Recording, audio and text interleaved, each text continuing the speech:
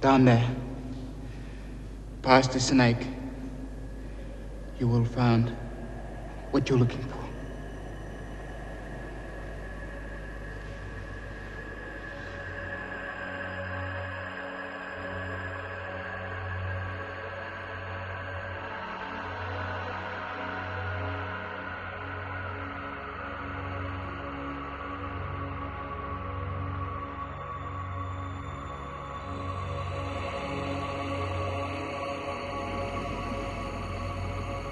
Go! Now!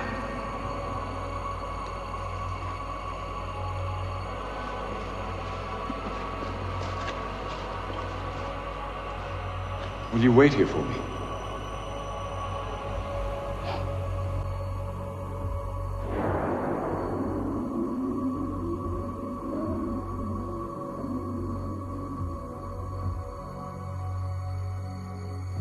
The Hermit is an archetype left to us from the Druidic tradition of ancient Ireland's Shining Ones.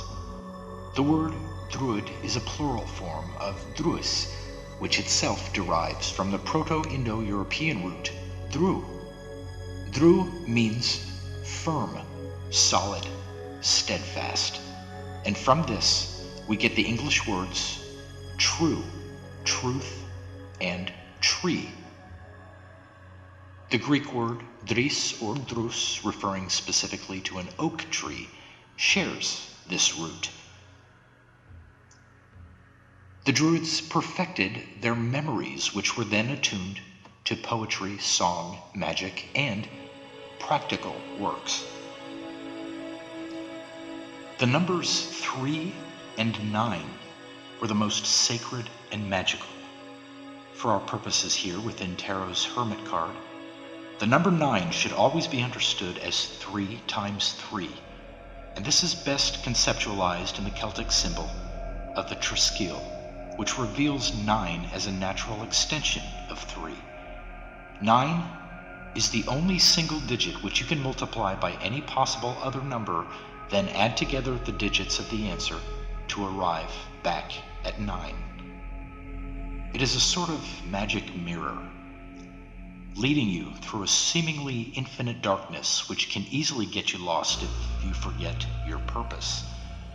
But if you do not, and you find your way to the deepest and densest of matter to plant your seed of light, the illumination you brought will burst forth and show that the way home is not at all like the grim and timely journey just undertaken.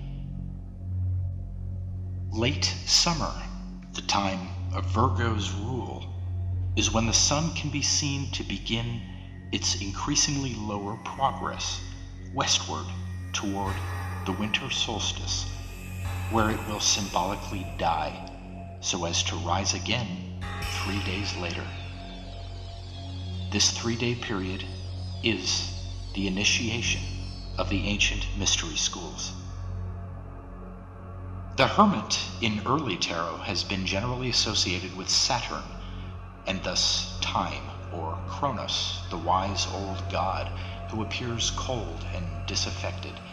He is, however, far more mercurial in Hermetic tradition. He represents a most challenging paradox of carrying his firm association with Virgo while driving his thoroughly masculine energy forth as mortal messenger of the gods. Another unique quality inherent in these attributes is that Virgo is the only sign in which a planet is both exalted and ruler. A beneficent and harmonic relationship has born our Hermit. He is our faith, and he seeks to accomplish the great work, which most forego for a comfortable life. He understands the crucial difference between the fall and the descent. And so, with a steadfast will, we descend. This is the path that leads from Tippereth to Hesed. and is aptly attributed to the astrological sign Virgo, the Hebrew letter Yod, and the tarot trump, the Hermit. The esoteric title is Magus of the Voice of Light, Prophet of the Gods. And the Hermit travels the lonely road to recover his or her virgin state of selfless innocence. Now, shamans throughout history have short-circuited the fall.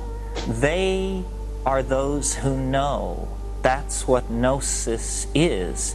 It is privileged knowledge vouchsafed to the courageous in the vastness of the forests, where the force of nature cannot be denied.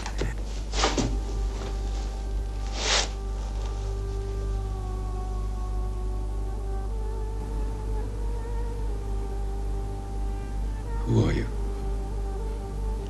Who are you? What? Who are you? Who are you? Who are you? Who are you? Who are you? Who are you? Who are you? Who are you?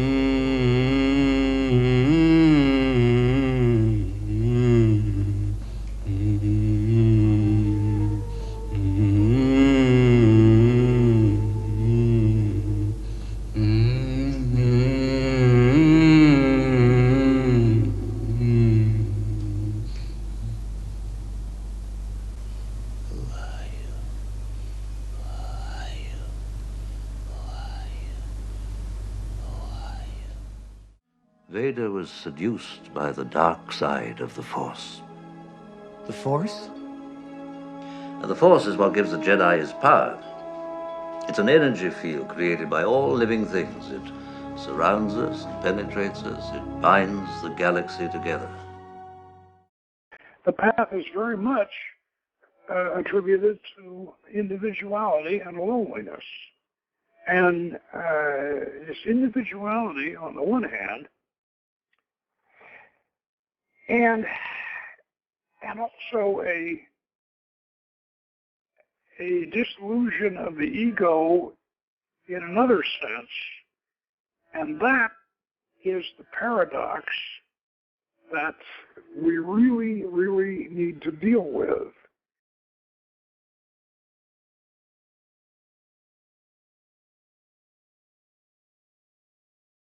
Strengthen yourself. That's the key. That's the key, and that's what is so difficult.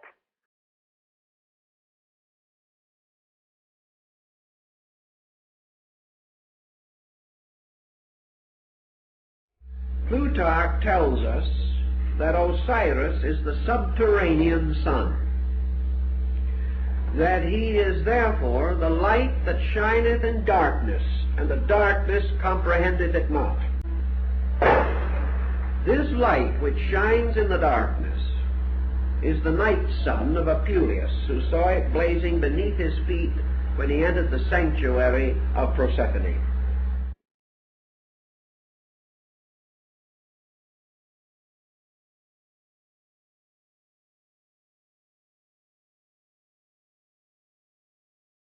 This should be natural.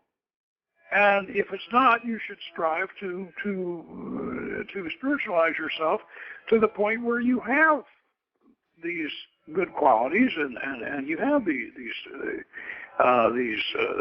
spiritual attributes.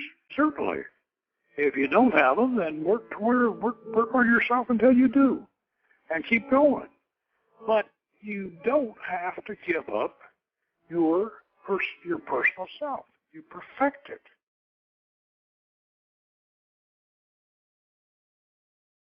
It can be extremely painful. It can be extremely humbling. It can be terrifying.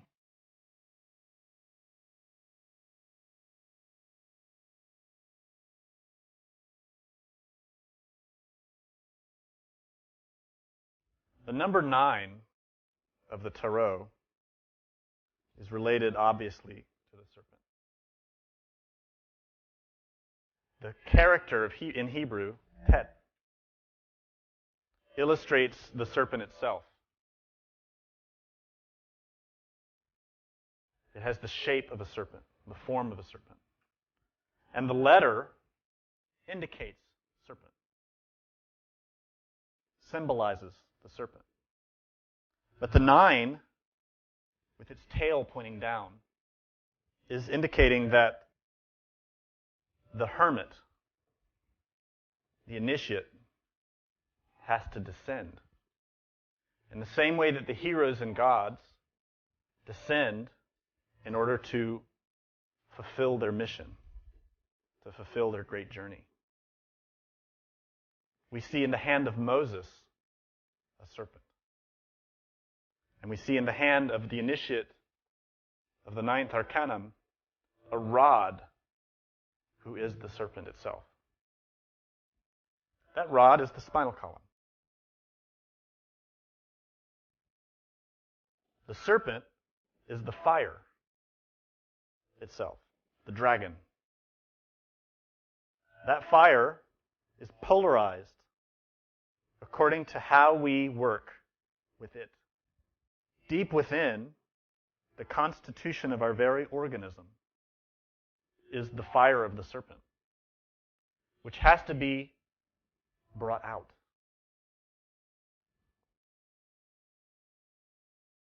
This is a matter of struggles and sufferings. That power is symbolized in this character of Tet, the Hebrew letter. The serpent then, the 9, holds that secret key to take those forces of the sex to conquer the serpent itself. This is the great secret of the 9th sphere. This is why in Dante's comedy, he states that Lucifer has a ladder on his back. And the ladder ascends and descends in the same manner as the ladder that Jacob sees in the Bible. There's a ladder upon which the angels are ascending and descending. That ladder is on Lucifer's back. The meaning here, Lucifer is that light or sexual power which resides in the 9th sphere, which is the power of involution and evolution, the power to ascend or descend. It's a ladder, and that ladder is the spinal column itself.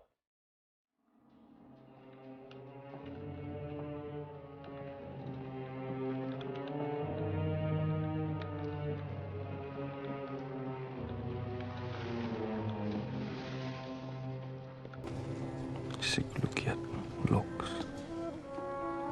Thus let the light shine.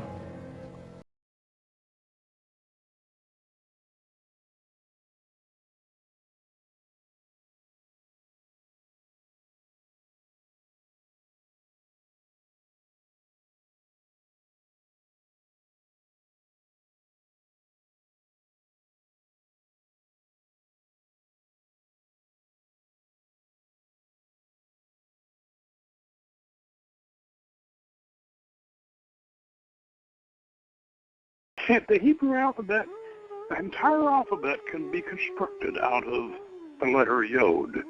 You can turn it, you can stretch it, you can do it, but that particular stroke with the pen or the brush that you use to make a Yod, you can create the whole Hebrew alphabet out of it.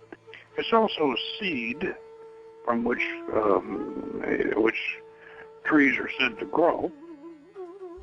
Well, the Eleusinian mysteries were given in 2 sections, the 9 lesser and the 3 greater rites. The 9 lesser rites being the symbolical rites of generation, the 3 greater rites of regeneration. Therefore, by 9 months and 3 degrees a man is made perfect. In other words, the individual To pass through the second birth must go through the womb of the mysteries to complete the circle, of which 9 parts only are provided in generation. The Chinese, fully aware of that, declare a child to be 1 year old after it has reached the 3rd month. It celebrates its first birthday 3 months after it is born.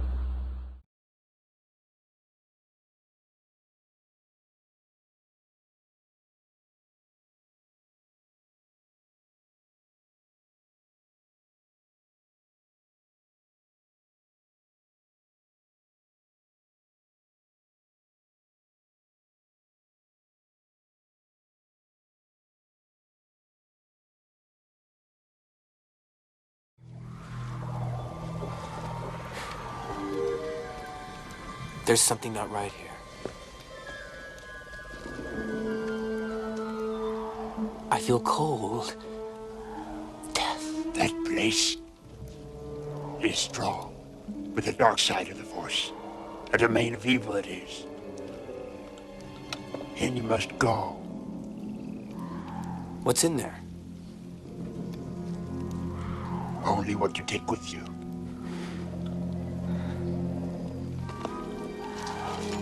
Your weapons. You will not need them.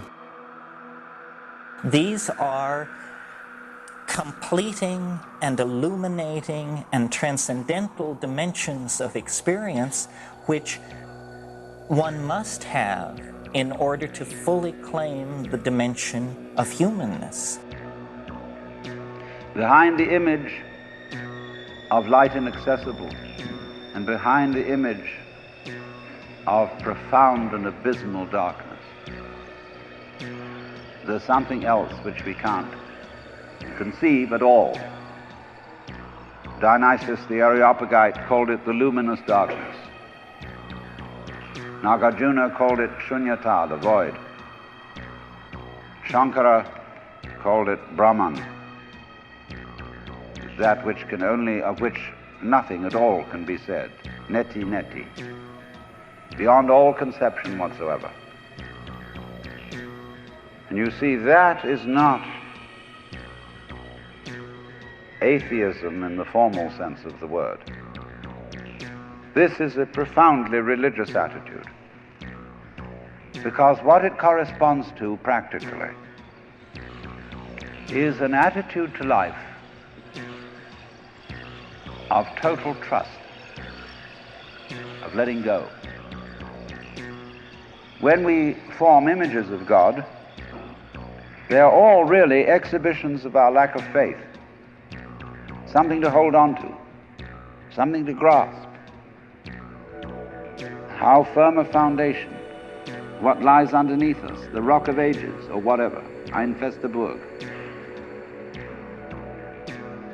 But when we don't grasp, we have the attitude of faith. If you let go of all the idols, you will of course discover that what this unknown is, which is the foundation of the universe, is precisely you. It's not the you think you are. No, it's not your opinion of yourself. It's not your idea or image of yourself. It's not the chronic sense of muscular strain, which we usually call I. You can't grasp it. Of course not. The initiate passing into the underworld in the ritual went through the mystery of death, presumably, symbolically.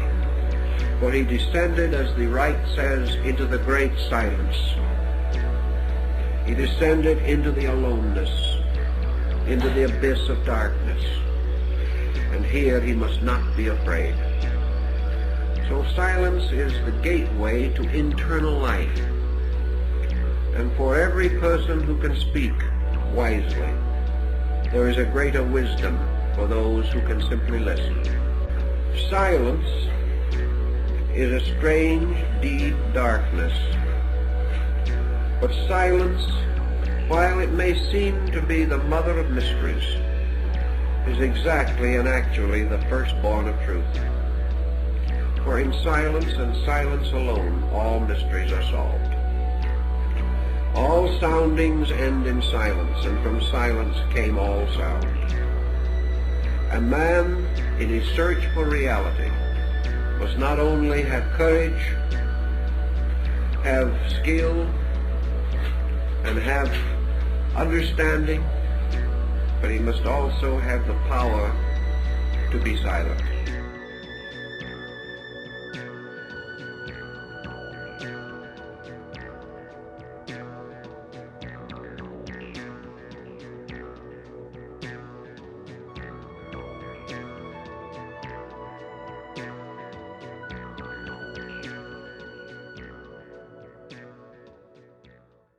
Follow me then, and submit to the initiatory labors. Howard, I'm taking you off the air. I think you're having a breakdown. Require treatment. This is not a psychotic episode. This is a cleansing moment of clarity. I'm imbued, Max. I'm imbued with some special spirit. It's not a religious feeling at all. It's a shocking eruption of great electrical energy. I feel vivid and flashing, as if suddenly I'd been plugged into some great electromagnetic field. I feel connected to all living things, to flowers, birds, all the animals of the world, and even to some great, unseen, living force, what I think the Hindus call prana. But it's not a breakdown. I've never felt more orderly in my life. It is a shattering and beautiful sensation. It is the exalted flow of the space-time continuum, save that it is spaceless and timeless and of such loveliness. I feel on the verge of some great, ultimate truth.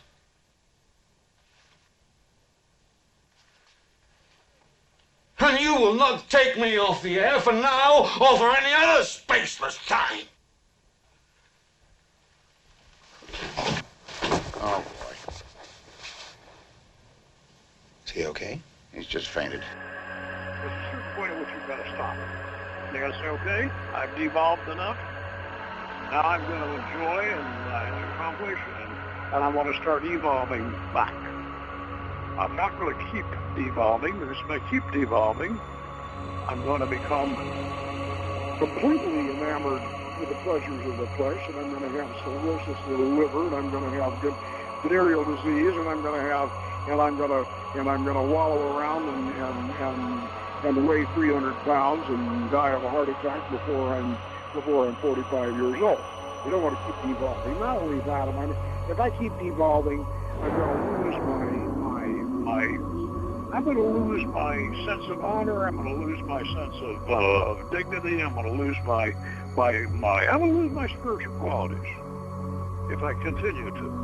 The more gross I get, the worse it's going to be. That, by the way, and that is the whole reason for biblical morality. When you get right down to it, but they cover it up in all this. Well, God says don't do that. Well, God doesn't say don't do that.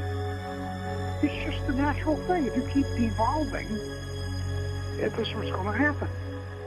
We have dug so deep into the toy box of matter that we have actually come upon the residence of the God, or the residence of the mystery, and it cannot now be denied.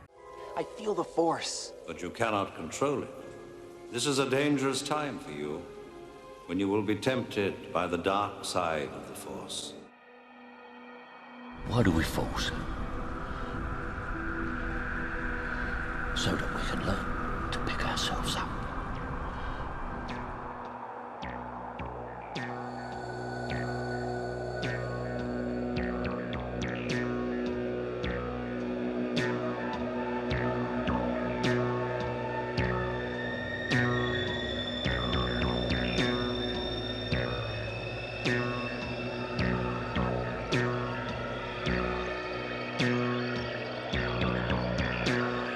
To quaff the inner life is to see the outer life.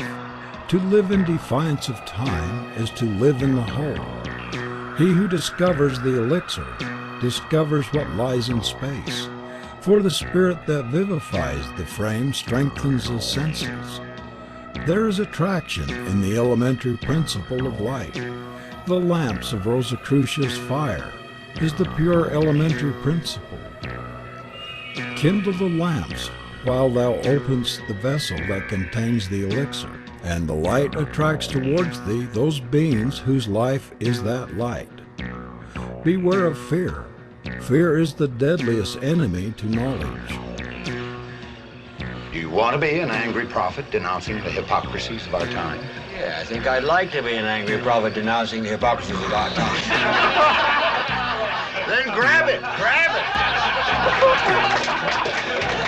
He's saying that life is bullshit, and it is. So what are you screaming about? Man is a noble creature that can order his own world. Who needs God? Well, if there's anybody out there that can look around this demented slaughterhouse of a world we live in and tell me that man is a noble creature, believe me, that man is full of bullshit. What's so goddamn funny? I can't help it. It's funny. I don't have anything, thanks. This razor's edge that we walk between so-called good and evil, so-called light and darkness, ego and no non-ego, self versus absorption into the Godhead, all of that. The key to that is this: evolution, macrocosmic and microcosmic evolution. The spirit comes down and it begins to acquire matter. And it begins to infuse itself in matter and becomes more and more locked into matter and the responses of matter. And, of course, the pleasures of matter. Matter's not evil. Matter's not evil. And this is why Hermetic philosophy differs in this respect from biblical philosophy. In Hermetic philosophy, the fall of humankind is represented as man's becoming enamored of his reflection in the mirror of matter. He falls in love with his reflection in the mirror of matter. In other words, he wants to be a material being so he can do, so he can feel, so he can accomplish. I believe that there is a strong distinction between faith on the one hand and belief on the other. That belief is, as a matter of fact, quite contrary to faith. Because belief is really wishing. It's from the Anglo-Saxon root leaf, to wish. And belief, stated, say, in the Creed, is a fervent hope that the universe will turn out to be thus and so. And in this sense, therefore, belief precludes the possibility of faith, because faith is openness to truth, to reality, whatever it may turn out to be. I want to know the truth. That is the attitude of faith.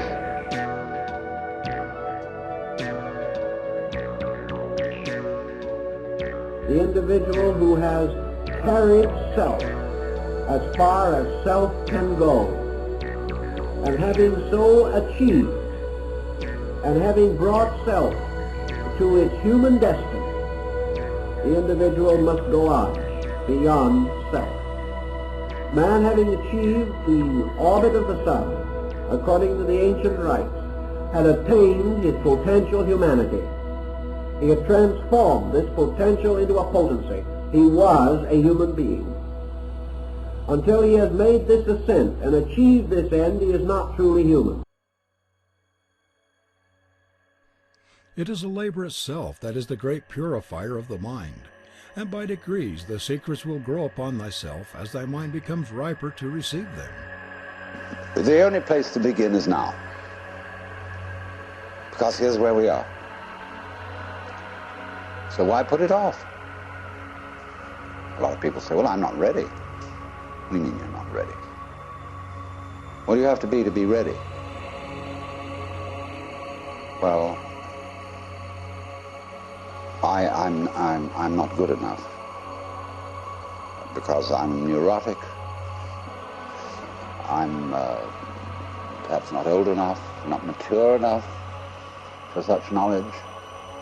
I still am frightened of pain,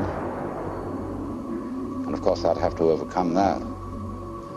I'm still dependent on material things. I have to, eat a lot and drink a lot and sex around and all that kind of thing. And I think that I better get all that under control first. Oh? You mean you've got a case of spiritual pride? You want to be able to congratulate yourself for having gone through the discipline which is rewarded with realization. That is trying to quench fire with fire.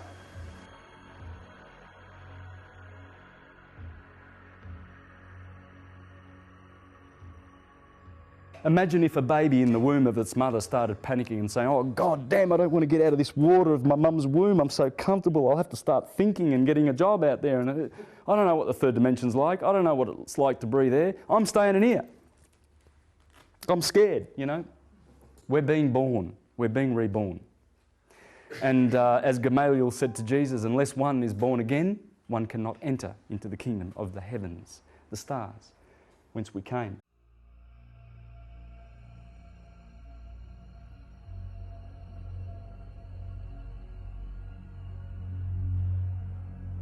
Why did you come here? Remember. Awaken. The star of hope has always been with you. Are you willing to sacrifice? Are you willing to see the world upside down? The soul, freed from all these bonds and all these burdens and all these raiments, rises in its own pure nakedness to return again to the world of light from which it came.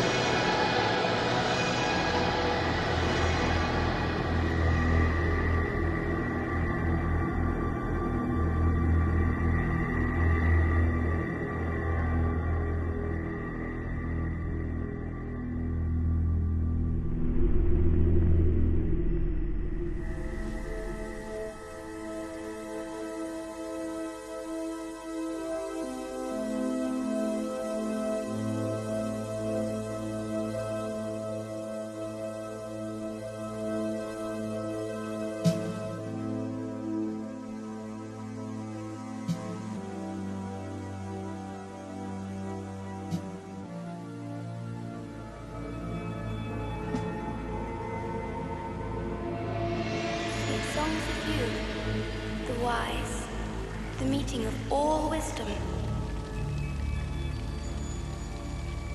Sweet songs of youth, the wise, the meeting of all wisdom. Sweet songs of youth, the wise, the meeting of all wisdom. Sweet songs of youth, the wise, the meeting of all wisdom. To believe in the good